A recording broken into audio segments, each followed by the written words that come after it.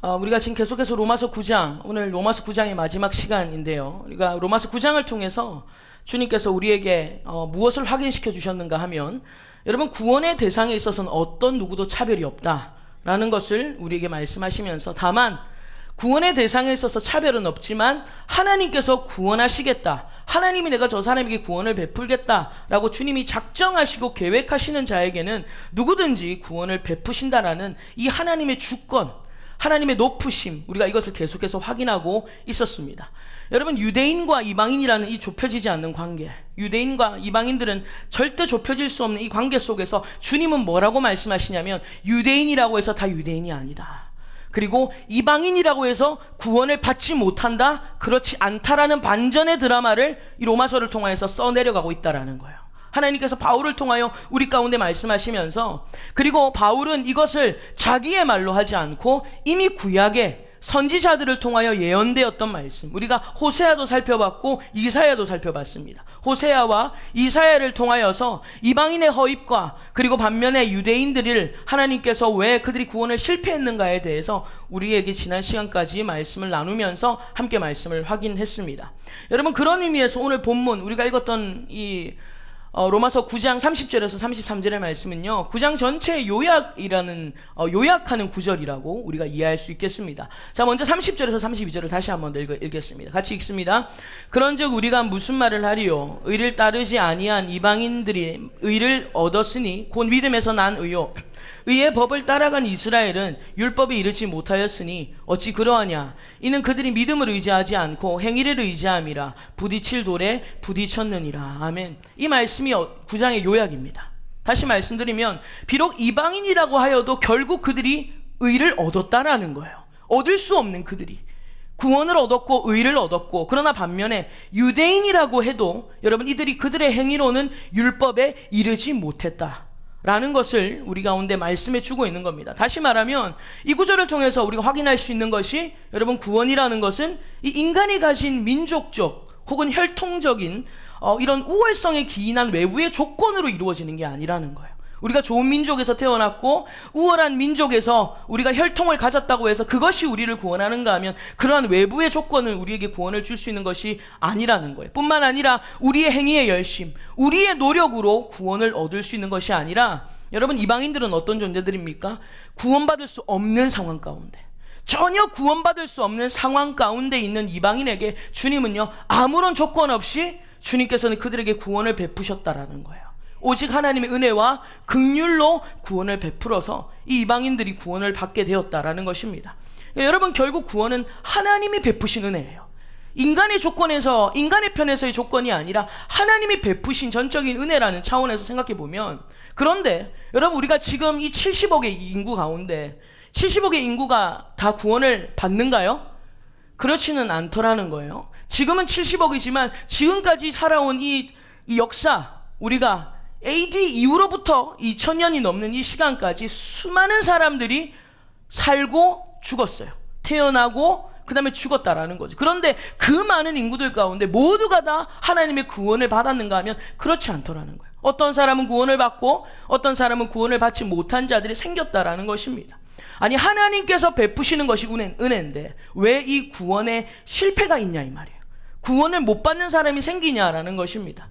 여러분, 로마서 9장에 보면 11절의 말씀을 같이 한번 읽어보겠습니다. 9장 11절 같이 읽습니다. 그 자식들이 아직 나지도 아니하고 무슨 선이나 악을 행하지 아니한 때에 택하심을 따라 되는 하나님의 뜻이 행위로 말미암지 않고 오직 부르시는 이로 말미암아 서게 하려 하사. 아멘. 여러분, 방금 읽었던 9장 11절에도 보면 구원은요, 우리의 편에서의 노력이 아니라 오직 부르시는 이로 말미암아 얻게 되는 거예요. 하나님께서 우리를 부르셨기 때문에 우리가 이 자리에 있는 것이지, 우리가 누구보다 더 나아서, 우리가 믿지 않는 사람보다 더 나아서 우리가 구원을 받는 것은 아니라는 겁니다. 그래서 여러분, 착각하지 마십시오. 내가 믿지 않는 사람들보다 내가 더 나아서 구원을 받았다, 이런 이상한 우월감에 사로잡히지 않기를 주님의 이름으로 축복합니다. 여러분, 우리가 구원을 받은 것은 오직 부르시는 이로 말미암아 구원을 얻었다라는 거예요. 그러면 왜 구원을 얻지 못하는 자들이 생기는가라는 거예요. 왜 구원을 얻지 못하는 자들이 생기는가? 여러분, 그 질문에 대해서 성경이 우리에게 일관적으로 하는 대답이 뭐냐면, 인간이 거부했다라는 거예요. 인간이 거부했다. 하나님께서는 우리에게 구원받을 수 없는 우리에게 구원을 베푸시기를 원하는데 구원을 받지 못하는 자가 생긴다라는 거죠. 근데 그 이유가 뭐냐면 그 대답을 성경이 무엇으로 일관적이게 대답하냐면 인간이 거부했다라고 인간에게 책임을 묻고 있다라는 것입니다. 여러분 사도행전 13장을 한번 찾아보시겠어요? 사도행전 13장입니다. 사도행전 13장 44절에서 46절의 말씀입니다. 사도행전 13장 44절에서 46절 신약성경 211페이지입니다. 사도행전 13장 44절에서 46절 같이 읽겠습니다. 그 다음 안식일에는 온 시민이 거의 다 하나님의 말씀을 듣고자 하여 모이니 유대인들이 그 무리를 보고 시기가 가득하여 바울이 말한 것을 반박하고 비방하거늘 바울과 바나바가 담대히 말하여 이르되 하나님의 말씀을 마땅히 먼저 너희에게 전할 것이로되 너희가 그것을 버리고 영생을 얻기에 합당하지 않은 자로 자처하기로 우리가 이방인에게로 향하노라. 아멘. 하나님의 말씀을 들으려고 사람들이 많이 모이니까 이 유대인들이 질투하고 시기합니다. 그래서 바나바와 바울에게 여러분 이렇게 비방을 하는 거죠. 뭐라고 비방을 하고 반박을 하는 겁니다. 그때 바울과 바나바가 뭐라고 얘기합니까? 원래 너희에게 말씀이 먼저 가는 것이 맞다. 그런데 지금 이 구원이 이방인을 향하여 가는 이유가 뭐라고 얘기합니까? 너희가 그것을 버리고 그리고 영생을 얻기에 합당하지 않은 자로 자처했다라는 거예요. 누가 강요해서 한 것이 아니라 스스로 자발적으로 거부했다라는 것입니다. 그것을 성경이 일관적이게 우리에게 얘기해 주고 있는 것입니다. 그래서 여러분 이 유대인들이 구원을 거부했어요. 이 유대인들이 거부를 한 이유가 뭐냐면 그들은 자신들이 가진 조건이 너무 좋은 겁니다. 그리고 자기들이 가지고 있는 이 행위 이것을 통해서 구원을 얻을 수 있다라는 대단한 오해와 착각에 빠져 있다라는 거예요. 그래서 유대인들은요 구원 얻기를 거부했다라는 것입니다. 그런데 그럼 이방인은 어떻게 구원을 받았느냐? 이방인은 거부하지 않았기 때문에 구원을 받았느냐? 그건 아닙니다. 그렇지 않습니다. 이방인은요 구원을 거부할 자격조차 없는 자들이에요. 구원을 거부할 자격조차. 이방인에 대해서 뭐라고 성경이 기록하냐면 여러분 에베소서 2장을 같이 찾겠습니다. 에베소서 2장 11절에서 12절의 말씀을 볼 텐데 신약 성경 312페이지입니다. 에베소서 2장 11절에서 12절에 보면 이 이방인이 어떤 존재들인가 같이 읽어보겠습니다. 그러므로 생각하라. 너희는 그때에 육체로는 이방인이요 손으로 육체 행한 할례를 받은 무리라 칭하는 자들로부터 할례를 받지 않은 무리라 칭함을 받는 자들이라. 그때에 너희는 그리스도 밖에 있었고 이스라엘 나라 밖의 사람이라. 약속의 언약들에 대하여는 외인이요 세상에서 소망이 없고 하나님도 없는 자이더니. 아멘. 여러분 이 이방인들은요 하나님 밖에 있었던 자들입니다. 하나님 밖에 있었고 여러분 뿐만 아니라 여러분 이들은 구원을 받을 조건도 없었지만 받을 자격도 없었지만 이들은 구원을 거부할 자격도 없었던 자들이 바로 이 이방인이었다라는 거예요. 그러니까 한마디로 말해서 이방인은 어떤 존재냐면요 구원에 있어서는 철저히 무능력한 존재입니다.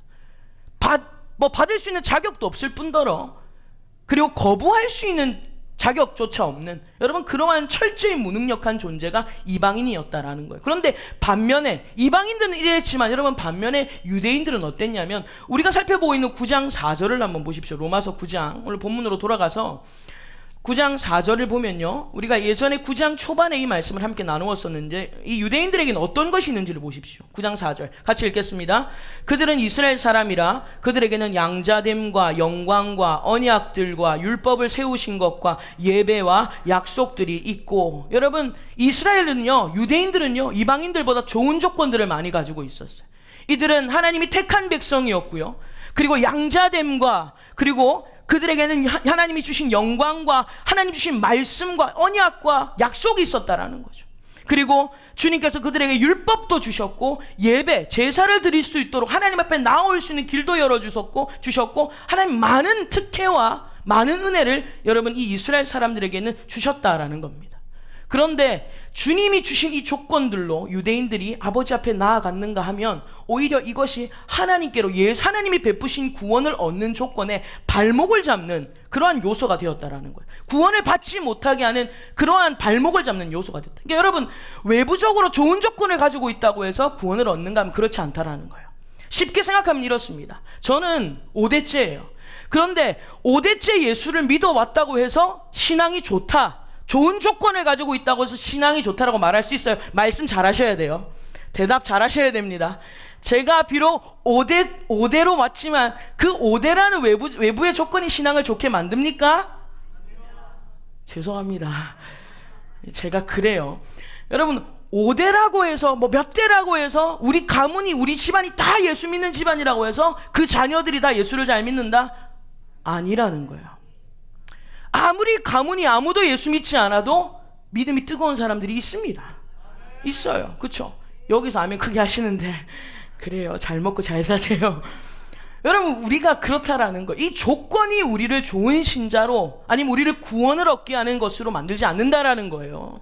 제가 저번에도 말씀드렸지 않습니까? 부모님이 예수 믿는다고 해서 제가 자연스럽게 천국에 간다? 그렇지 않다라는 거. 그런데 유대인들은 착각하는 거예요. 우리의 혈통이, 우리의 민족이 우리를 구원할 것이다, 우리는 이렇게 좋은 것이 있다 라고, 그런 것으로 이 우월성에 빠져 있다라는 것입니다. 그러나 여러분, 이러한 반대로 이러한 조건과 특혜가 없어야만이 구원을 얻는가? 그것도 맞습니까? 그것도 아니라는 거예요. 여러분, 아무도 없는 가문에서 혼자 예수 믿는 게 쉬워요, 어려워요? 어렵죠. 그 사람이 꼭 예수를 다 잘 믿는다는 조건이 있습니까? 없어요. 결과가 없습니다. 그런데 우리는 잘못 오해한다라는 겁니다. 여러분, 고린도전서 1장을 한번 찾아보세요. 고린도전서 1장 26절에서 29절의 말씀을 보겠습니다. 고린도전서 1장 26절에서 29절의 말씀, 신약성경 263페이지입니다. 같이 읽겠습니다. 형제들아, 너희를 부르심을 보라. 육체를 따라 지혜로운 자가 많지 아니하며 능한 자가 많지 아니하며 문벌 좋은 자가 많지 아니하도다. 그러나 하나님께서 세상에 미련한 것들을 택하사 지혜 있는 자들을 부끄럽게 하려 하시고, 세상에 약한 것들을 택하사 강한 것들을 부끄럽게 하려 하시며, 하나님께서 세상에 천한 것들과 멸시받는 것들과 없는 것들을 택하사 있는 것들을 폐하려 하시나니, 이는 아무 육체도 하나님 앞에서 자랑하지 못하게 하려 하심이라. 아멘. 여러분, 이 말씀을 잘못 오해한 사람들은 어떻게 말하냐면, 하나님은 있는 사람, 부유한 사람, 문벌 좋은 사람, 그리고 강한 사람은 구원하지 않으시고, 없고 미련하고 비천한 사람만 구원하신다. 여러분, 이런 잘못된 신앙관을 가질 수 있게 된다라는 거예요. 여러분, 이 말씀은 그런 의미가 아니라는 거예요. 이 말씀은 하나님께서는 정말 지질이 못 사는 사람, 못난 사람, 그리고 여러분 어리석은 사람, 이런 사람들만 모아가지고, 여러분 솔직히 말해요, 그런 사람들 모아가 일이 되겠어요? 그런 사람들만 모아다가 하나님은 구원하신데, 그런 의미가 아니라는 거예요. 그런 의미가 아니에요. 그래서 여러분, 마태복음 19장을 보십시오. 마태복음 19장 16절에서 26절의 말씀입니다. 마태복음 19장 16절에서 26절의 말씀을 보면, 32페이지 신약 성경, 자 16절부터 26절까지 쭉 읽어 내려가겠습니다. 같이 읽습니다. 어떤 사람이 주께 와서 이르되, 선생님이여, 내가 무슨 선한 일을 하여야 영생을 얻으리이까? 예수께서 이르시되, 어찌하여 선한 일을 내게 묻느냐? 선한 이는 오직 한 분이시니라. 내가 생명에 들어가려면 계명들을 지키라. 이르되, 어느 계명이 오니까? 예수께서 이르시되, 살인하지 말라, 간음하지 말라, 도둑질하지 말라, 거짓 증언하지 말라, 내 부모를 공경하라, 내 이웃을 내 자신과 같이 사랑하라 하신 것이니라. 그 청년이 이르되, 이 모든 것을 내가 지키었사온데 아직도 무엇이 부족하니이까? 예수께서 이르시되, 내가 온전하고 잘친데 가서 내 소유를 팔아 가난한 자들에게 주라. 그리하면 하늘에서 부화가 내게 있으리라. 그리고 와서 나를 따르라 하시니, 그 청년이 재물이 많음으로 이 말씀을 듣고 근심하여 가니라. 예수께서 제자들에게 이르시되, 내가 진실로 너에게 이르노니 부자는 천국에 들어가기가 어려우니라. 다시 너에게 말하노니, 낙타가 바늘기로 들어가는 것이 부자가 하나님의 나라에 들어가는 것보다 쉬우니라 하시니, 제자들이 듣고 몹시 놀라 이르되, 그렇다면 누가 구원을 얻을 수 있으리이까? 예수께서 그들을 보시며 이르시되, 사람으로는 할 수 없으나 하나님으로서는 다 하실 수 있느니라. 아멘. 여러분, 한 청년이 예수님께 찾아와서 영생을 얻는 방법에 대해서 묻습니다. 내가 무슨 일을 하여야 영생을 얻을 수 있습니까? 내가 뭘 해야 영생을 얻을 수 있습니까? 그때 예수님께서 계명 다 지켜라, 계명을 지키라고 얘기를 하는 겁니다. 그 청년이 뭐라고 말합니까? 다 지켰습니다. 저는 다 지켰습니다 라고 대답을 하죠. 그때 주님께서, 그 다음에 제가 뭐가 더 부족합니까? 라고 했을 때 예수님의 대답이 뭐였어요? 그러면 네 소유를 팔아서 가난한 자들에게 나누어 주고 나를 따라와라. 그때 이 청년이 근심하며 돌아갔다라는 거예요. 근데 이 말씀을 마치시고 예수님께서 제자들에게 뭘 말씀하셨냐면 이렇게 말씀하시는 거예요. 부자가 어디에 들어가기 어렵다. 천국에 들어가기가 어렵다. 여러분, 우리는 이 구절을 잘못 이해하면 부자는 천국에 못 들어간다. 부자가 되면 천국에 못 들어간다. 이런 이상한 조건을 붙여서요, 교회에서 심히 가난한 척을 해요. 교회만 오면 집에서 구석에 처박힌 가난한 옷들 다 꺼내서 입고 교회 오는 거예요. 좋은 아파트 샀습니다. 어떻게든 숨기려고 하는 거예요. 좋은 차 샀어요. 교회 타고 오지도 않습니다. 왜? 티날까봐, 천국에 못 갈까봐 가난한 척 하느라고 했어요. 여러분, 교회 올 때 제일 좋은 옷 입고 오십시오. 어디 가서 막 시장 고급 오시면서 시장에서 샀다고 거짓말하지 마시고 그냥 좋은 옷 입고 다니세요.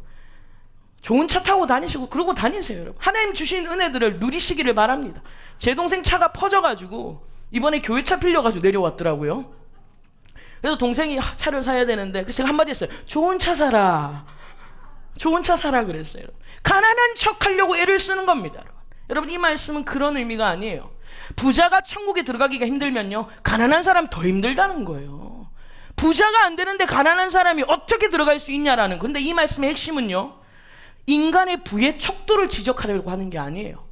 부자냐 가난하냐 이거를 의미하는 게 아니라 인간이 내세우는 힘으로는 아무도 천국에 들어갈 수 없다, 이겁니다. 여러분, 아무도 들어갈 수 없다. 인간의 힘으로는 아무도 천국에 들어갈 수 없다, 이걸 말씀하시는 거예요. 그래서 기가 막히니까 제자들이 묻는 거예요. 25절에 그럼 누가 들어갈 수 있냐는 거예요. 부자도 못 들어가는데 그럼 누가 들어갈 수 있냐. 그때 예수님의 대답이 뭐였습니까? 26절에 오직 하나님은 하실 수 있다는 거예요. 사람은 할 수 없지만 하나님이 하실 수 있다. 그래서 여러분, 구원은요, 유대인이라서 안 되고 이방인이라서 되고, 혹은 반대로 유대인이라서 되고 이방인이라서 안 되고가 아니다라는 거예요. 인간의 편에서의 조건이 아니라 오직 하나님이 베푸시는 은혜로, 하나님이 베푸시는 절대적인 주권으로 이 구원은 이루어진다라는 것을 우리가 다시 한 번 더 확인할 수 있는 겁니다.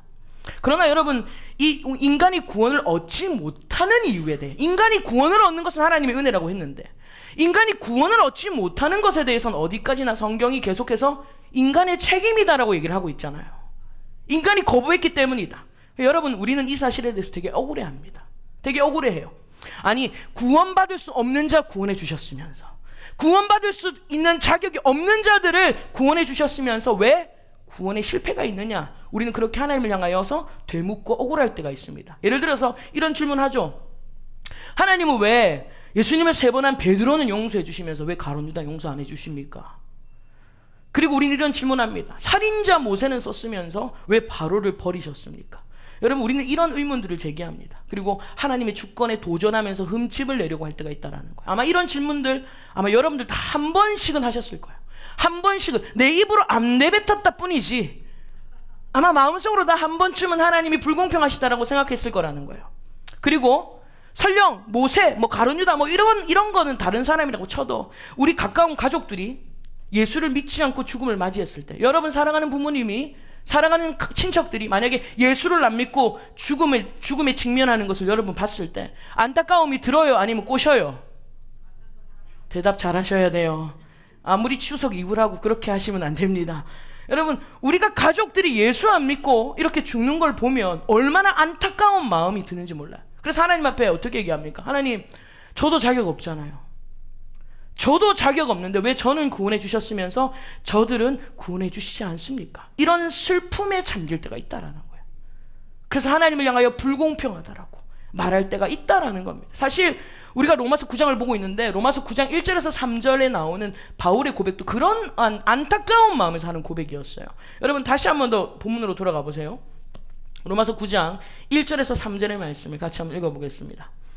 로마서 9장 1절에서 3절 같이 읽겠습니다. 내가 그리스도 안에서 참말을 하고 거짓말을 아니하노라. 나에게 큰 근심이 있는 것과 마음에 그치지 않는 고통이 있는 것을 내 양심이 성령 안에서 나와 더불어 증언하노니 나의 형제 곧 골육의 친척을 위하여 내 자신이 저주를 받아 그리스도에게서 끊어질지라도 원하는 바로다. 아멘. 사실 여러분, 바울도 그런 안타까운 마음에서 지금 이 얘기를 하고 있는 겁니다. 어떤 얘기입니까? 여러분, 바울은 자신의 골육의 친척들보다 자기가 더 저주받아도 된다는 거예요. 왜냐하면 내가 그만큼 나쁜 짓을 했기 때문에, 내가 저들보다 더 악한 짓을 했기 때문에 내가 저주받아도 되는데, 그래서 내가 끊어줘도 되는데 저들이 구원을 받았으면 좋겠다. 근데 여러분, 결과는 어떻습니까? 현실은 그렇지 않았어요. 바울은 구원을 받았지만 그의 골육의 친척들은 유대인들이 구원에 실패했다라는 거예요. 여러분, 우리는 이런 현상들 앞에서 다시 한번 하나님의 공평하심을 의심합니다. 그리고 하나님의 주권에 도전합니다. 어떻게 이러실 수 있나? 근데 여러분, 성경이 우리에게 무엇을 답으로 주고 있는가 하면, 하나님은 어느 누구도 포기하시거나 내버려 둔 사람은 아무도 없다는 거예요. 우리가 볼 때는 하나님이 버리신 것 같은데, 우리가 볼 때는 하나님이 구원을 안 하신 것 같은데, 성경이 우리에게 말하고 있는 것은 뭐냐면, 하나님은 어느 누구도 내버려 두시거나 포기한 사람이 아무도 없다라는 거예요. 여러분, 하나님이 바로를 그저 내버려 둔 줄 아십니까? 하나님이 그냥 바로를 내버려 뒀다고 생각하세요? 절대 그렇지 않아요. 출애굽기를 읽어보십시오. 제가 요즘에 출애굽기를 읽고 있는데, 여러분, 출애굽기를 읽어보십시오. 하나님이 모세와 이스라엘 백성들에게만 당신의 위대함을 보여준 게 아니었어요.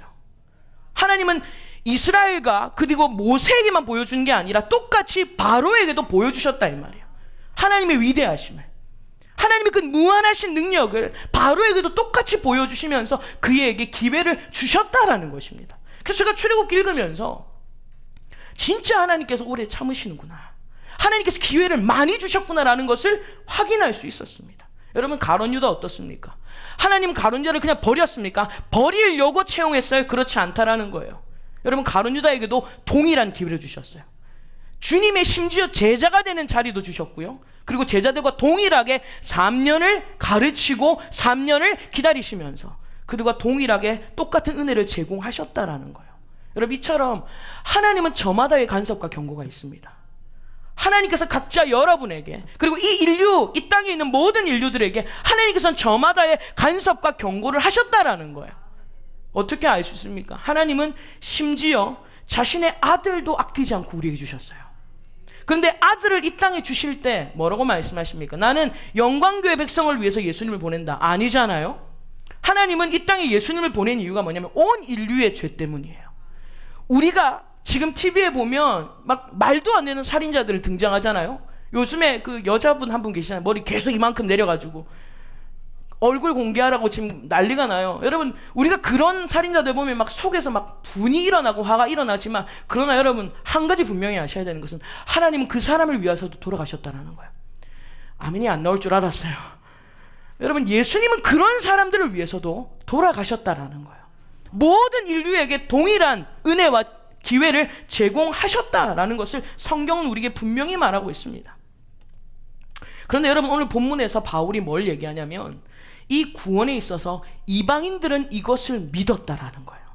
예수님을 통해서만 구원이 있구나라는 사실을 이방인들은 믿었는데 누구는 믿지 않았다. 유대인들은 믿지 않고, 유대인들은 뭐를 의지하냐면 자신의 행위를 의지하는 겁니다. 자신의 행위를 의지하다가 부딪힐 돌에 부딪혔다라고 오늘 본문이 우리에게 말하고 있는 거예요. 이방인들은 예수님을 통해서, 우리는 자격이 없는데 예수님을 통해서만 구원이 있구나라는 것을 믿었다. 그래서 그 믿음이 의가 된 거예요. 그런데 유대인들은 그게 아니라 우리가 가지고 있는 민족적 혈통적인 이 조건, 이런 것들을 놓지 못합니다. 자신들의 행위 놓지 못합니다. 그래서 행위를 의지하다가 부딪힐 돌에 부딪혔다. 여러분, 오늘 본문을 보십시오. 33절입니다. 9장 33절. 같이 읽겠습니다. 기록된 바 보라, 내가 걸림돌과 거치는 바위를 시온에 두노니 그를 믿는 자는 부끄러움을 당하지 아니하리라 함과 같으니라. 아멘. 자, 32절에 보면 그들이 믿음을 의지하지 않고 행위를 의지함이라 하면서 부딪힐 돌에 부딪혔다라고 얘기하죠. 그러면서 33절이 기록된 바, 이 기록된 바 말씀이 뭐냐면 이사야의 말씀이에요. 바울이 지금 이사야 28장 16절의 말씀을 인용하여 쓰고 있는 겁니다. 여러분, 우리가 이사야 28장을 같이 한번 읽어보겠습니다. 이사야 28장 16절의 말씀을 한 절 보겠습니다. 999페이지입니다. 구약 성경. 이사야 28장 16절의 말씀 같이 한 절 읽겠습니다. 그러므로 주 여호와께서 이같이 이르시되 보라, 내가 한 돌을 시온에 두어 기초를 삼았노니 곧 시험한 돌이요 귀하고 견고한 기초돌이라. 그것을 믿는 이는 다급하게 되지 아니하리로다. 아멘. 여러분 말씀을 보면요, 하나님께서 한 돌을 시온에 두셨다. 그리고 그 돌을 기초로 삼았다. 이것을 믿는 자는 뭐하지 않는다? 다급하게 되지 않는다. 우리가 오늘 읽은 본문에 보면 이것을 믿는 자는 부끄러움을 당하지 않는다. 오늘 저와 여러분들 예수를 믿어야 다급해지지 않고 예수를 믿어야 부끄러움을 당하지 않습니다. 여러분 이것을 지금 바울이 이사야의 말씀을 인용해서 우리에게 쓰고 있는 것인데, 여러분 먼저 이 돌이 의미하는 것이 뭐냐면 바로 예수 그리스도예요.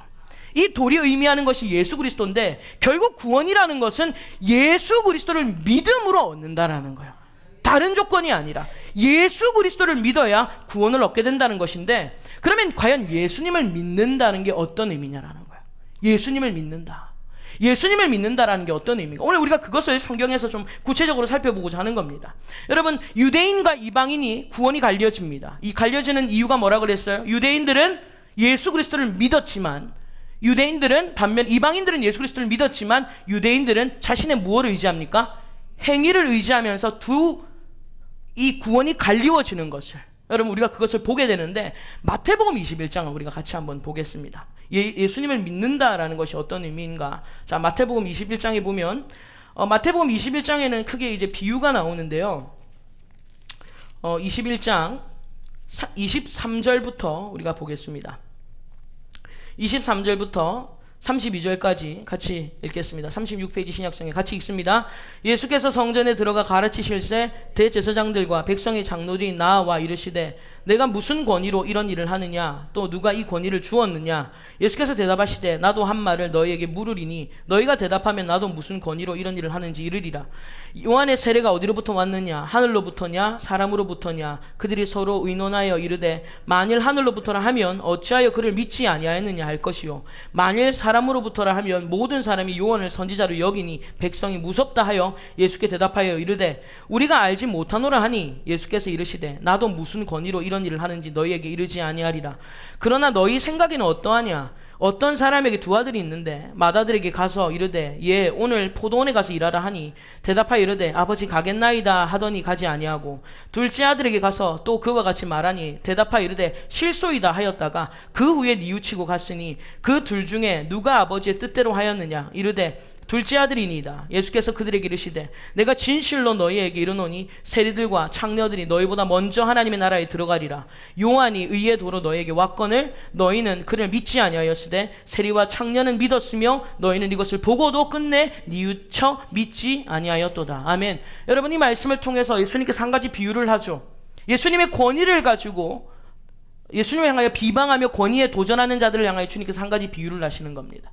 주님께서 두 아들의 비유를 하면서 첫째 아들은요, 아버지가 포도원에 좀 갔다 와라 그랬더니 대답은 뭐라고 해요? 예 그랬는데 가요 안 가요? 안 갑니다. 둘째 아들은 포도원에 좀 갔다 와라 그러니까 안 가요. 둘째들이 문제예요. 제가 둘째거든요. 여러분 가라 그랬는데 안 간대요. 싫대요. 그런데 나중에는 갔다 이 말이에요. 여러분 이 두 아들이 누구를 비유합니까? 첫째 아들이 유대인이요, 둘째 아들이 이방인을 우리에게 얘기하고 있는 거예요. 그러면서 예수님께서 한 가지 비유를 또 드십니다. 여러분 우리가 33절부터 우리가 볼게요. 33절부터 자 41절까지 같이 읽겠습니다. 다른 한 비유를 들으라. 한 집 주인이 포도원을 만들어 산 울타리로 두르고 거기에 집자는 틀을 만들고 망대를 짓고 농부들에게 새로 주고 타국에 갔더니 열매가 얻을 때에 가까움에 그 열매를 받으려고 자기 종들을 농부들에게 보내니 농부들이 종들을 잡아 하나는 심히 때리고 하나는 죽이고 하나는 돌로 쳤거늘 다시 다른 종들을 처음보다 많이 보내니 그들에게도 그렇게 하였는지라. 후에 자기 아들을 보내며 이르되 그들이 내 아들은 존대하리라 하였더니 농부들이 그 아들을 보고 서로 말하되 이는 상속자니 자 죽이고 그의 유산을 차지하자 하고 이에 잡아 포도원 밖에 내쫓아 죽였느니라. 그러면 포도원 주인이 올 때에 그 농부를 어떻게 하겠느냐? 그들이 말하되 그 악한 자들을 진멸하고 포도원은 제때 열매를 바칠 만한 다른 농부들에게 새로 줄지니이다. 아멘. 여러분 이 말씀을 우리가 방금 읽었던 이 비유를 요약을 하면 어떤 말씀입니까? 포도원 주인이 열매를 맺으려고 농부들을 고용하죠. 농부들을 고용하는데 때가 되어서 열매를 받으려고 자기 종들을 보내는 겁니다. 그 농부들에게 포도원으로 종들을 보내는데 여러분 이 농부들이 가관이에요. 자기들이 새 받고 들어와서 일해놓고서는 주인이 종들을 보내서 열매를 가져가려고 하니까 온 종들을 잡아서 때리고 심지어 죽이기까지 하는 겁니다. 기가 막히는 거죠. 그래서 여러분 이 포도원 주인이 참다 안 돼서 설마 아들을 보내면 이들이 그렇게 할까 하면서 아들을 보냈는데 심지어 아들까지 죽인다. 아들까지 죽였다라는 거죠. 여러분 이 비유를 마치신 예수님께서 질문을 하죠. 질문을 합니다. 자, 40절에 보면 그러면 포도원 주인이 올 때 그 농부들을 어떻게 하겠느냐? 그때 41절에 그들이 뭐라고 말해요? 이 비유를 들은 사람들이 이렇게 말해요. 그 악한 자들을 진멸하고 포도원은 제때의 열매를 바칠 만한 다른 농부들에게 세를 준다라는 거예요. 첫 번째 농부들은 제거하고 다른 농부들에게 넘어간다 이 말이에요. 예수님께서 이 비유를 하셨잖아요. 그리고 나서 그들의 대답을 들으시고 42절에 이렇게 말씀하시는 겁니다. 42절 같이 읽습니다. 예수께서 이르시되 너희가 성경에 건축자들이 버린 돌이 모퉁이의 머릿돌이 되었나니 이것은 주로 말미암아 된 것이요 우리 눈에 기이하도다 함을 읽어본 일이 없느냐. 아멘. 여러분 예수님께서 이 대답을 들으시고 나서 뭐라고 하시냐면 건축자들이 버린 돌이 모퉁이의 머릿돌이 되었다. 지금 이 비유가 이 비유의 핵심이 바로 이 말씀이 되는데 여러분 건축자의 버린 돌, 건축자가 돌을 버렸어요. 그게 모퉁이 돌의 머릿돌이 되었다라는 건데 이 말씀이 어떤 의미인가 하면 여러분 우리나라는 일반적으로 집을 지을 때 예전에 그렇습니다. 예전에 집을 지을 때 집에 주춧돌을 먼저 놓죠. 주춧돌을 놓고 그리고 그 위에 여러분 기둥을 세웁니다. 그래서 우리나라는 집을 지어요. 근데 이스라엘은 우리나라와 방식이 좀 다릅니다. 이스라엘은 집을 지을 때 네모 반듯한 모퉁이 돌을 먼저 놓습니다. 그 모퉁이 돌을 뭐라고 하면 영어로 코너스톤이라고 코너스톤. 왜냐하면 이 모서리에 세우거든요. 네모 반듯한. 그래서 그게 기준이 되는 거예요. 그래서 그것을 세워서 양쪽 옆으로 벽을 세워가는 겁니다. 그게 이스라엘 나라의 집을 짓는 방식이다라는 거예요. 그래서 그 주춧돌이 바로 이 모퉁이 돌이라고 부르는데 그런데 건축자들이 모퉁이 돌을 뭐 했다라는 거예요? 버렸다라는 거예요. 건축자들이 모퉁이 돌을 버렸다. 다시 말하면 이 건축자들은 누구를 말하냐면 행위를 의지하는 유대인들을 말하는 거예요. 행위를 의지하는 자들이 무엇을 버렸냐면 모퉁이 돌을 버렸다라는 거예요. 이 모퉁이 돌을 버렸다라는 것은 여러분 모퉁이 돌이 누굽니까? 예수 그리스도죠. 아까 한 시온에 돌을 두었다. 이 돌은 예수 그리스도라고 말씀을 드렸는데 그들은 예수 그리스도를 믿음으로 구원을 얻는 것을 버리는 거예요. 거절하고 심지어 예수님을 죽이기까지 했다라는 거예요. 그리고 그들이 원하는 건 뭡니까? 우리가 포도원의 뭐가 되겠다? 주인이 되겠다는 거예요. 내가 포도원의 주인이 되겠다. 자기 스스로가 구원주가 되고 우리 스스로가 삶의 기준이 되고 내 스스로가 주인이 되겠다. 이것이 건축자들이 돌을 버렸다라는 그런 의미라는 겁니다. 작년에 제가 컨퍼런스를 한 군데 다녀왔습니다. 미국의 뉴욕에 있는 리드머 교회라는 아주 유명한 교회가 있습니다. 이 교회의 설립 목회자인 팀 켈러라는 목사님이 하신 이 방안을 하셨는데 그래서 이분이 하신 컨퍼런스에 제가 다녀왔었습니다. 그때 그 팀 켈러 목사님께서 오늘날 이 시대는 여러분 제가 저번에도 말씀드렸다시피 포스트 모더니즘 시대다라고 말씀드렸죠. 여러분 지금 이 포스트 모더니즘 시대를 살아가는 지금 우리가 어떤 시대를 살아가고 있는가? 이 시대가 무엇을 말하고 있는가에 대해서 그분이 아주 자세하게 얘기를 해주셨던 기억이 나서 제가 말씀을 준비하다가 그때 테이킹 노트 했던 것들을 꺼내서 읽어보았습니다. 여러분 지금 이 시대는요 인생에서 무엇이 가장 중요합니까? 라고 질문을 하면 지금 이 시대는 이렇게 대답을 한다는 거예요. 선해지는 것이 아니라 자유로워지는 것입니다. 지금 이 시대에서 가장 중요한 게 뭡니까? 선해지는 게 아니라 뭐해지는 것이다? 자유로워지는 것이 이 시대가 지금 가장 원하고 있다라는 거예요. 그러니까 선하다라는 기준을요 누군가가 정해줘서 선하다는 기준을 세우는 게 아니라 선하다는 기준을 자기 스스로가 다 규정하는 것, 그것이 오늘날 이 시대라는 겁니다. 그러면서 이 시대가 내세우는 4가지 슬로건이 있다라는 거예요. 4가지 슬로건. 여러분 지금 이 4가지 슬로건에서 말씀드릴 텐데 지금 다음 세대들은요 젊은이들은 지금 이 4가지 슬로건의 다양한 매체를 통해서 폭격을 당하고 있어요. 뭐 여러분 광고라든지 아니면 영화, 드라마, 노래 뭐 할 것 없이 다양한 매체들을 통해서 지금 이 4가지 슬로건에 폭격을 당하고 있어요. 그래서 자기가 지금 이 사상을 가지고 있는 게 이게 내가 가진 사상인지 시대가 나를 오염들게 했는지를 전혀 분별하지 못한 채 이 네 가지 슬로건에 폭격을 당하고 있다는 겁니다. 제가 요즘 유명한 강사들의 강연을 이렇게 가끔씩 들어보는데 이분들의 강연에 거의 대부분 이 네 가지 슬로건이 다 들어있어요. 여러분, 이 네 가지 슬로건이 뭐냐면 첫 번째가 이겁니다. 당신 자신에게 진실하라는 거예요. 지금 이 시대가 우리에게 말하는 네 가지 슬로건, 성경이 아닙니다. 시대가 말하는 슬로건 첫 번째가 뭐냐면 네 자신에게 진실해라. 여러분, 네 자신에게 진실하라는 말이 그냥 솔직하게 정직하게 살아라 그런 의미가 아니에요. 네가 하기 싫은 거 안 해도 된다 그런 겁니다. 너 하기 싫은 마음 있으면서 왜 억지로 하려고 하냐 이 말이에요. 당신 자신에게 진실해라. 그 다음에 두 번째가 뭐냐면 행복해져야 된다. 오늘 이 시대가 내세우는 슬로건이 행복해져야 된다. 세 번째는 뭐냐면 당신이 다른 사람들에게 상처 주지 않는 한 원하는 대로 살 수 있어야 된다. 다른 사람에게 상처만 안 주고 피해만 안 주면 되지. 너 원하는 대로 살으라는 거예요. 네 번째가 뭐냐면 누구도 다른 사람에게 어떻게 살아야 된다 말할 권리가 없다. 이게 지금 시대가 내세우는 네 가지 슬로건이라는 거예요. 여러분 생각해 보세요. 지금 CF라든지 아니면 뭐 드라마라든지 아니면 영화, 노래, 음악 뿐만 아니라 다양한 문화들이 지금 이 네 가지 슬로건으로 사람들을 폭격하고 있어요. 이 네 가지 슬로건으로. 여러분 이 네 가지를 들으면요, 저도 그래요. 그런 것 같아요. 정말 그런 것 같아요. 당신 자신에게 진실해라. 여러분 추석 때 요즘 젊은 세대들 어떻습니까? 야, 내가 추석 때 시댁 가가지고 이렇게 고생해야 되나? 나는 원하지 않는데 이렇게 고생해야 되냐? 그러면서 야, 너 솔직하게 살아. 싫으면 싫다고 말해. 싫어요!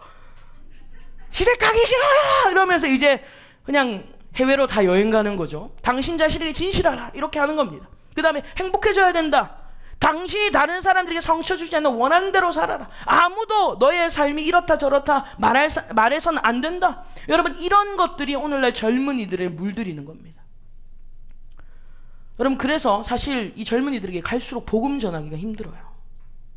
말씀을 전하기가 너무나도 힘듭니다. 왜냐하면 이 네 가지 슬로건은요, 안타깝게도 성경과는 너무 다른 기준들이기 때문이라는 거예요. 너무 다른 기준이에요. 여러분 생각해 보세요. 세상은 당신에게 진실하라고 말해요. 근데 여러분 속에서 하고 싶은 대로 하고 살면 이 세상이 어떻게 되겠냐라는 거예요. 여러분 속에서 하고 싶은 게 진짜 진실이에요? 그는 속임을 당하는 겁니다. 속임을 당하고 있는 거예요.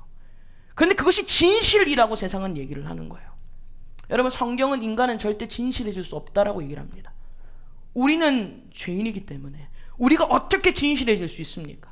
그리고 세상은 행복해져야 된다고 얘기를 해요. 여러분 물론 성경이 우리에게 불행해져야 된다고 말하는 건 아니잖아요. 엄연히 세상이 말하는 행복과 성경이 말하는 행복은 다릅니다. 정의가 달라요. 그런데 성경은 우리에게 뭘 말하냐면 행복해져야 된다가 먼저가 아니라 거룩해져야 된다. 이게 성경이 먼저 우리에게 말씀하는 하나님의 자녀답게 거룩해져야 된다라는 것을 우리에게 먼저 얘기를 하는 거죠.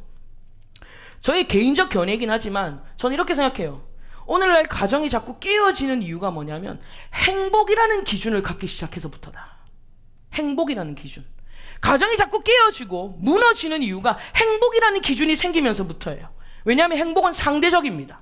행복은 절대적인 게 아니에요. 행복은 상대적이기 때문에 누군가가 나보다 더 행복해 보여요. 다른 사람이 나보다 더 행복해 보입니다. 그런 생각이 엄습해지면 우리는 그때부터 불행해져요. 아멘이에요. 우리가 그때부터 막 불행해져요. 저 사람이 더 좋은 것 같고 있고 저 사람이 더 나은 것 같고 저 부부가 더 좋아 보고 저 남편이 더 좋아 보고 저 아내가 더, 여러분 이렇게 생각하기 시작하면요 점점 우리에게는 불행이 오게 되는 거죠. 그러면서 나는 행복하지 않아 이렇게 되는 거예요. 그러면서 가정이 깨어지는 겁니다. 왜요? 나의 행복을 찾아서 가는 거예요. 여러분 가정 깨고 행복이 있어서 간들 있습니까? 없거든요. 그런데 이 행복이라는 것이 기준이 되기 시작하면서 오늘 이 시대가 오염되고 무너지는 겁니다. 여러분 하나님께서 가정을 세우신 것은요 행복해지는 게 먼저가 아니라 거룩해지는 게 먼저입니다.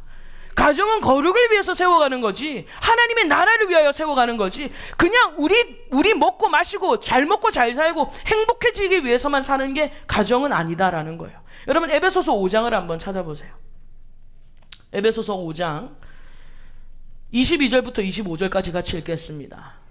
신약 성경 315페이지고요. 에베소서 5장 22절에서 25절 같이 읽겠습니다. 아내들이여 자기 남편에게 복종하기를 축해하듯 하라. 이는 남편이 아내의 머리됨이 그리스도께서 교회의 머리됨과 같음이니 그가 바로 몸의 구주시니라. 그러므로 교회가 그리스도에게 하듯 아내들도 범사에 자기 남편에게 복종할지니라. 남편들아 아내 사랑하기를 그리스도께서 교회를 사랑하시고 그 교회를 위하여 자신을 주심같이 하라. 아멘. 여러분 보통 이 말씀 부부 같이 읽으면 어떻게 봅니까? 서로 거 봐라. 서로 정지하느라 바쁩니다. 누가 더 잘해야 되냐? 네가 더 먼저 잘해야 되고 네가 나한테 더 잘해야 된다. 여러분 지금 이 말씀은요, 누가 더 잘해야 되느냐가 아니라 관계의 기준이 어디 있냐 이 말이에요. 관계의 기준이. 보십시오. 부부의 기준은 그리스도입니다. 부부의 기준. 아내는 남편을 누구 대하듯 해야 돼요? 주께 대하듯 해야 된다. 여러분 기준이 있다라는 거예요. 기준. 그 다음에 남편은 아내를 누구가 누구를 사랑한 것처럼 그리스도가 교회를 사랑한 것처럼 사랑해야 된다. 기준이 있다라는 것을 우리에게 말씀해 주는 거예요. 그래서 여러분 우리는 가정의 기준, 이 부부의 기준을 행복에다 두기 시작하면 깨어지는 겁니다. 행복에다 두기 시작하면 이거는 불협화음이 생기는 거예요. 그런데 기준을 누구에게 둬야 된다? 그리스도에게 둬야 돼요. 예수님께로 둬야 됩니다. 예수님께로. 예전에 그런 찬양이 있어요. 예수님 때문에 당신을 사랑합니다. 그런 찬양이 있어요. 그런 찬양 아세요? 여러분 예수님 때문에 사랑하는 거예요. 그런데 우리가 부부가 서로의 사랑 때문에 사랑하기 시작하면 이거는 깨어지고도 100번 깨어질 수 있는 거잖아요. 저는 잘 모르겠습니다. 그런데 여러분 사람이 생물학적으로 이 서로가 그냥 생물학적으로 사랑할 수 있는 연수가 2년 길어야 3년. 그 다음에는 마음이 확 식어버리죠. 고생 많으십니다. 그 마음으로 사시느라고. 저희 부모님도 사랑으로 사셨는데 지금은 예수님 때문에 더 잘 사시는 것 같아요. 얘기 잘했죠 지금. 큰일 날 뻔했어요. 자, 예수님 때문에 사는 거예요. 여러분 우리가 살아가는 이유가 누구 때문이어야 된다? 예수님 때문에 사는. 그렇다고 내가 예수님 때문에 산다 이렇게 너무 하시면 안 되고, 그래도 예수님 때문에 산다. 우리가 옆에 지체를 사랑할 수 있는 것도요, 그 사람이 예뻐서 그 사람이 잘해서가 아니라 예수님 때문에 사는 거예요. 우리 청년들 얼마나 예뻐요. 근데 이 예쁜 청년들이 영원히 예쁠까요? 예수님 때문에 예수님 때문에 사는 거예요. 여러분 옆에 분에게 축복합시다. 예수님 때문에 사랑합니다. 여러분 믿으세요? 기준이 누구냐 이 말이에요. 행복의 기준이 아니라 예수님이 기준이고 그분이 세우신 말씀이 기준이다라는 것입니다. 그리고 여러분 세상은요 뭐라고 얘기한다고 했어요?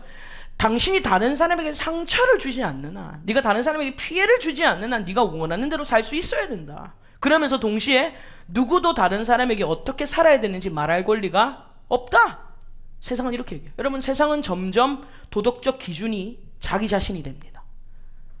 도덕적 기준이 이젠 자기 자신이 되고 있어요. 그래서 남한테 피해만 안 주면 돼. 내가 피해만 안 주면 되지. 다 괜찮다. 그러면서 점점 여러분 이 죄라는 기준이 모호해지죠. 죄가 문화가 되는 시대를 살고 있다는 거예요. 여러분 그리고 어느 누구도 자신에게 이렇게 살아라 저렇게 살아라 말할 권리가 없다라고 세상이 얘기합니다. 그러니까 여러분 오늘날 보세요. 요즘에 길에 지나가다가 애들이 담배 피고 있으면 어른들이 요즘에 한마디 할 수 있습니까? 어이구 큰일 납니다. 여러분 조심하셔야 돼요. 우리 그럴 말할 권리가 없다는 거 네가 뭔데 나오는 거예요. 맞아서 죽습니다. 오늘 제가 아까 전에 잠깐 뉴스를 보는데 그 뉴스 기사를 보는데 미국에서 맥도날드에 가가지고 맥도날드 가가지고 햄버거를 사는데 그 햄버거에서 야채가 조금 뭐 좀 약간 별로였나봐. 야채가 별로네 그랬다가 그 직원한테 맞았어요. 그 자리에서. 제가 그걸 보면서 기가 막힌 거예요. 뚫린 입에 말도 못해요. 여러분 요즘엔 말도 못해요. 네가 뭔데 나한테 이렇게 저렇게 말하시. 여러분 요즘 부모의 권위 뚝 떨어졌어요. 선생의 권위 뚝 떨어졌어요. 학교에서 애들한테 말 못합니다. 학생 인권조례. 우리도 권리가 있다. 우리도 인권이 있다. 있어요. 인간 될 권리가 있습니다. 그런데 여러분 오늘날 이 시대는 너무너무 이 부모의 권위라든지 그 다음에 이 선생님들의 권위가 바닥으로 뚝 떨어졌어요. 이처럼 여러분 세상은 건축자들이 버린 돌처럼 예수님을 버립니다. 예수님이 세운 기준들을 버리고 예수님을 믿어야 구원을 얻는다라는 것을 강하게 거부하면서 누가 기준이 되냐면 자신이 기준이 되려고 하고 내가 구원주가 되려고 하고 내가 내 삶의 주인이 되려고 한다라는 거예요.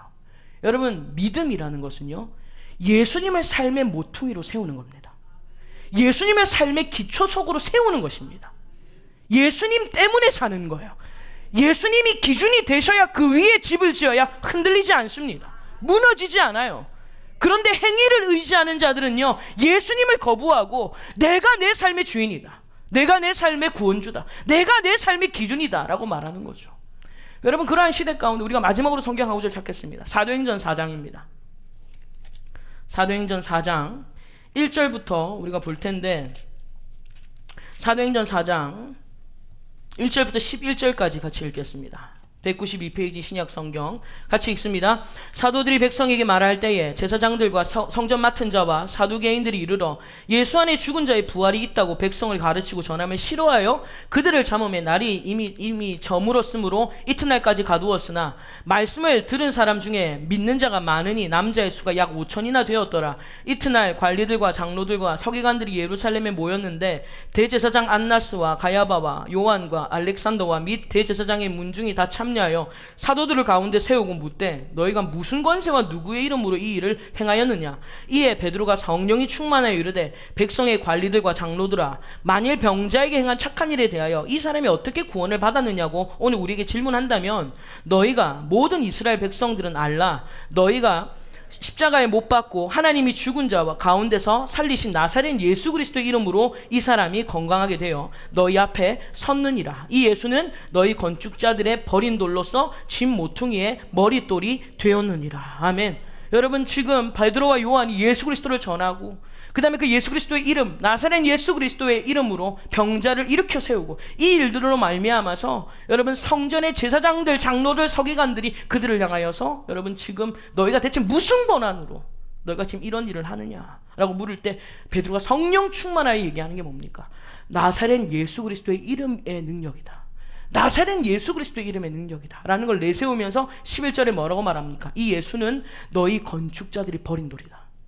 그러나 이 집 모퉁이의 머릿돌이 되셨느니라. 여러분, 사람들에게서는 예수 그리스도가 버림당할지라도 예수님을 믿음으로 구원을 얻는다라고 믿는 자들에게는요, 여러분 이 예수님이 우리의 삶의 머릿돌이 되시는 줄로 믿습니다. 삶의 기준이 되시고 가장 먼저 구원주가 되시고 우리의 삶의 주인이 되신다. 이것이 예수를 믿는다라는 거예요. 예수를 믿는다라니 그냥 주님 I believe in Jesus, 나 예수님 믿습니다, 예수님 믿습니다 말로만 하는 게 아니라 예수를 믿는다라는 것은 내 삶의 기초석이 예수님이라는 거예요. 내 삶의 기준이 예수님이라는 거예요. 무엇 때문에 삽니까? 예수님 때문에 삽니다. 무엇 때문에 일합니까? 예수님 때문에 일합니다. 힘들고 어려워도 무엇 때문에 존재합니까? 예수님 때문에 존재합니다. 예수님 때문에. 이것이 여러분 우리의 삶에 예수님이 모퉁이돌이 되셨고 그분이 내 삶의 기초돌이 되셨다라고 선포하는 거예요. 그러면서 유명한 구절이 나오는 거예요. 12절에 같이 읽어보겠습니다. 12절 같이 읽습니다. 다른 이로서는 구원을 받을 수 없나니 천하 사람 중에 구원을 받을 만한 다른 이름을 우리에게 주신 일이 없음이라 하였더라. 아멘. 이 유명한 구절이 여기서 등장하는 거예요. 다른 이로서는 구원을 받을 수 없다. 하나님께서 예수님 외에는 다른 이름을 우리에게 주신 일이 없다라고 선포하고 있는 것입니다. 여러분, 자신의 행위를 의지하지 않고 예수 그리스도를 믿음으로 구원을 얻습니다. 오늘 교회 다니시면서 특히 조심하셔야 될 게 뭐예요? 수년간, 수십 년간 신앙생활 하시고 교회에서 직분자들 정말 조심해야 될 게 뭐냐면 자신의 행위예요. 내가 교회에서 이런 공력을 세웠다, 내가 교회에서 이렇게 충성했다, 헌신했다, 봉사했다, 주님 왜 이걸로 축복 안 해주십니까? 우리 이런 걸로 주님 앞에 도전하죠. 여러분, 우리는 행위로 구원을 받는 게 아니라 구원을 받았기 때문에 행위가 나와야 되는 거예요. 그래서 왜 봉사하십니까? 여러분, 답은 하나밖에 없어야 돼요. 예수님 때문입니다.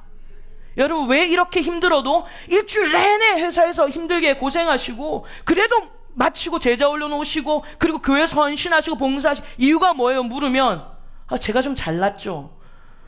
여러분, 이런 질문이 대답이 나오면 안 돼요. 우리는 대답이 하나밖에 없어야 돼요. 누구 때문에? 예수님 때문에.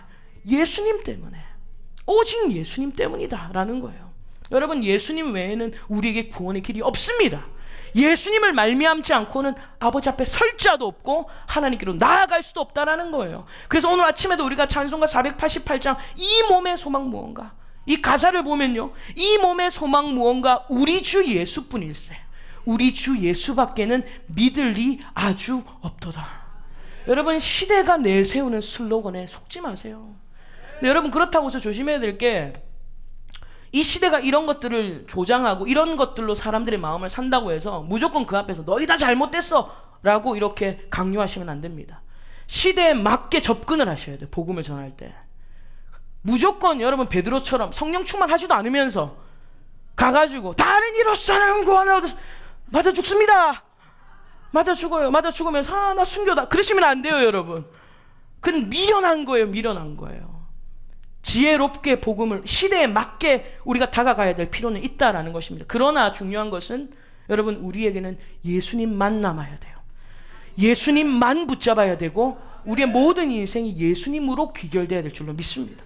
그래서 여러분, 항상 그걸 기억하셨으면 좋겠어요. 힘들고 어려울 때마다 내가 사는 이유가 무엇인가, 그냥 나에게 진실하기 위해서 난 이거 하기 싫으니까 앞으로 안 해야지.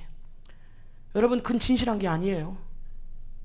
그리고 여러분, 우리가 행복해져야 돼. 여러분, 행복의 기준을 세상의 기준에 두시면 안 돼요. 행복의 기준을 이 땅에 눈에 보이는 가시적인 것에 두시면 안 됩니다. 성경이 말하는 행복의 기준을 쫓아가야 되는데 그 전에 하나님 닮기에 힘쓰면 행복해집니다. 여러분, 하나님 닮는 것에 방어하고 거부하거든요. 우리는 늘. 그래서 신앙생활이 힘든 거예요. 그런데 방어하고 거부하면 할수록 너무 괴롭더라고요. 제 자신도 그래요. 말씀대로 안 살고 싶어요, 솔직히. 그런데 말씀대로 안 사니까 너무 괴로워요. 너무 괴로워요. 하나님의 말씀 안에 진정한 행복이 있는 줄 믿습니다. 그리고 기준을 다른 것에 세우지 마세요. 내가 피해만 안 끼치면 되지, 내가 죄 짓고 살면 피해만 안 끼치면 되지. 여러분, 그 생각 자체가 이미 세상에 물들었다는 것이고, 누구도 나한테 이래라 저래라 말 못해. 목사님 저한테 이러지 마세요. 목사님 저한테 그렇게 말하지 마세요. 목사님이 뭔데 나한테 그런 말할 자격이 있냐고. 요즘에 젊은 애들한테 말도 못해요. 비유 맞추느라고 말도 못해요. 오늘 저와 여러분들 이러한 시대를 바라볼 때에 우리가 그냥 시대를 탓하고 손가락질 할 것이 아니라 우리가 그 시대에 점령당해 있다는 거야. 그렇기 때문에 이 시대 가운데 저와 여러분들 다시 예수 그리스도를 붙으셔야 됩니다. 예수님밖에 없어요. 예수님밖에 없어요. 그리고 이 예수 그리스도를 저와 여러분들이 간직한 것으로만 끝나지 말고 우리 주변에 그들에게도 기회가 있음을 기억하면서 부지런히 증거하는 그러한 저와 여러분 되시기를 주님의 이름으로 축원합니다. 우리 주님께 영광의 박수 올려드리겠습니다. 할렐루야.